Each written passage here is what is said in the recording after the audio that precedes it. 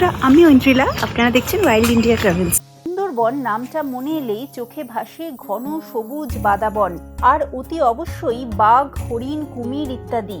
কারুর কারুর মনে জমিয়ে খাওয়া দাওয়ার ছবিও ভেসে আসে। তবে আমার আজকের এই ভিডিও কিন্তু একদমই সেরকম কোনো ভিডিও নয়। আজকের ভিডিওতে আমি যাব এক অন্য সুন্দরবন দেখতে। তাই আপনার যদি মনে হয় এই ভিডিওটা দেখার দরকার নেই, তাহলে এক্ষুনি অফ করে দিতে পারেন। আর যদি তাও মনে হয় যে দেখব, সেই অন্য সুন্দরবনকে চিনব, তাহলে অনুরোধ একদম শেষ পর্যন্ত দেখুন। দিনটা ছিল 13ই জুলাই 2025। আপনারা জানেন যে আমি গাছের কথা নামের একটি ফেসবুক গ্রুপের সক্রিয় সদস্য। গোটা পশ্চিমবঙ্গ জুড়েই এই গ্রুপের সদস্যরা বর্ষাকালে বিভিন্ন জায়গায় গাছ লাগিয়ে বেড়ায়। আমিও এরকম বিভিন্ন ট্রি প্লান্টেশন প্রোগ্রামে অংশগ্রহণ করি। এই গাছের কথা গ্রুপে যার হাত ধরে আমার আসা, সেই সফিউলদা এবং রিমা বৌদির সাথে আমি আজকে সকালবেলা 6:30 নাগাদ শিয়ালদাগামী এক ট্রেনে উঠে বসলাম। আমরা যাব ক্যানিংয়ে। তার জন্য আমাদের শিয়ালদা থেকে ট্রেন ধরতে হবে। শিয়ালদায় নির্দিষ্ট জায়গায় এই গ্রুপের অন্যান্য আরও কিছু সদস্য এলেন।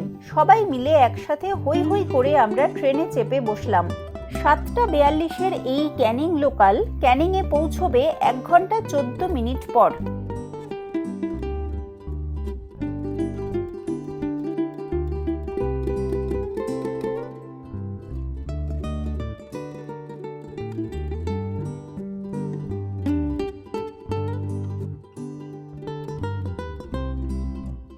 যত বেশি আমরা গন্তব্যের কাছাকাছি পৌঁছই, তত চারপাশটা সুন্দর সবুজ হয়ে ওঠে।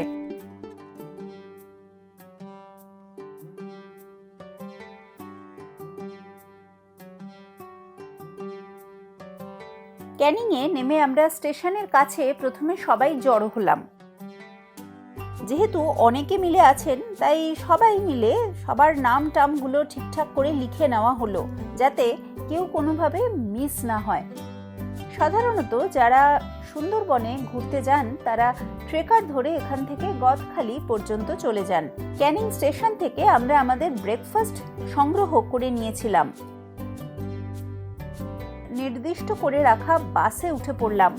আজকের দিনটা বেশ গরম। সকালবেলা রীতিমতন ভ্যাপসা গরম লাগছে। বাস চলতেই একটু হাওয়া দিল, তাতে আমরা একটু স্বস্তি পেলাম। রওনা দিলাম ক্যানিং থেকে। এবার গদখালির দিকে যাচ্ছি। ট্রেকারেও যাওয়া যায়। এবার আমরা এতজন মিলে আছি, আমরা একটা বাস বুক করে নিয়েছি এখান থেকে।